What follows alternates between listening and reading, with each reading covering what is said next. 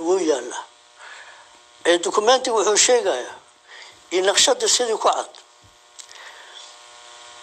بيش قلمح أمبريمتان إيو وعضاء اسمان إني حدود كليهن مقالة مقدشو أنا ما أهان جيبكي ما أهان دوكومنتي شيغايا أكاس وقران تاي مقالة مقدشو وعضاء اسمان متان عبد الله ومتلايو بيش قلمح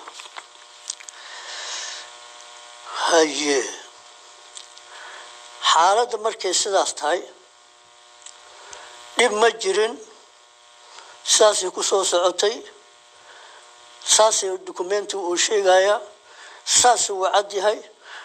marka qoraalka aasatid oo qoraalka akhrisatid waxa arki karaysaa oo la raba ayadana in la xuso beesha murusade qoraalka muujihayo bakaas ayagana qoraalka muujihayo beesha murusade واتاس مرصده وكاس waxay noqon kartaa walow naqshada ay soohin ku yihiin muqdisho wada Usmaan Imataan Abdullah hadana beesha murusada qoraalkay ku jirtaa waxay noqon kartaa nambarka 3aad maxaa la yiraahdaa marka maxaa la dhihi jiray maxay tahay maxaa hadana la yiraahdaa waxa la yiraahdaa xamar iyo xamarday حمر وحوق يسمى قرح كصباح يقرح ودع سوق بوندير يشبس يا سبلا جري يا عانها محو حاوضة قريها عوسكا يا كين جري بيش قلماها كين جرتي ومتاع عبد الهجان وياه سوق وينو أنسلوتي عانها قريها عوسكا هريبكا حولها يا كين جري بيش وعضاء اسمان انت لا دقن waxa su'aal oo markii arinta saas ahayd oo qoraal document ee tahay la haayo aan saas u hayno horine dawladda Cabdiqaasim aan u qeybinay meel walba aan geynay oo qabo aan geynay maxuu ahay UNISOM intii dalka joogtay dacwo goboleed sidaas hadda xamar ka socoto kala ka dhacday aan u dhiibnay Kabuka ninka la dhihi jiray oo UN-ka madaxdu ahay Kabuka dadkii markaas lagu casuumay martiqaadkaas markii la wada hadlay qol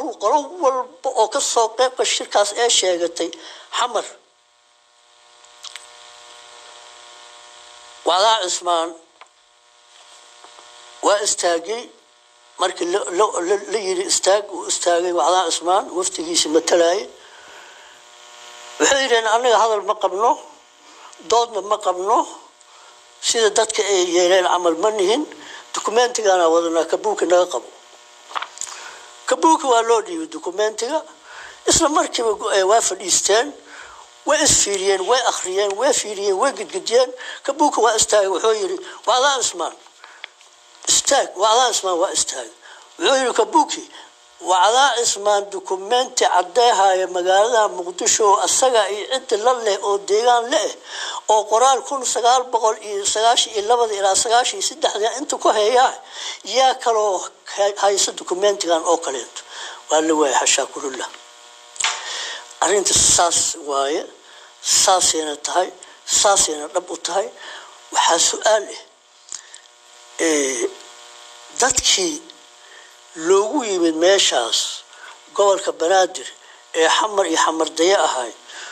oo taariikhdooda warqadan kulli faaqan naqshada oo 3 page marka akhriso fahmaysid qabiilada si usoo kala horeeyeen la kala dhigdhigayo ilaa el wareego marka iyo bimaal